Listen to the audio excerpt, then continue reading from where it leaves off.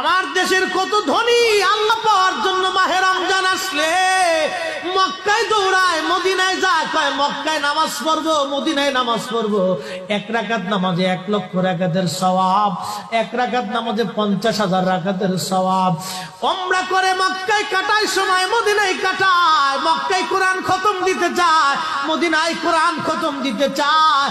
সওয়াব মাহে রমজানে অগণিত সওয়াবের আশায় ব্যক্তিগুলি আল্লাহর ঘরে হাজিরা দেয়, কিন্তু বাড়ির পাশে গ্রামের কত গরিব মানুষ টাকার অভাবে বাবা ভালো ইফতার করতে পারে না, টাকার অভাবে কত মা ভালো সেহরি করে রোজা রাখতে পারে না।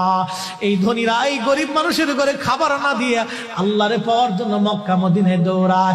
আল্লাহ ডাক দেখো, বান্দা একবার মরে দেখ, কায়দা মতো জুতা দিয়ে পিটামো, আমার বান্দারা না খেয়ে ইফতার করবে, আর তুই আল্লাহ পাওয়ার জন্য মক্কায় আইছো, এমন আল্লাহ আমি ধরা দেব না।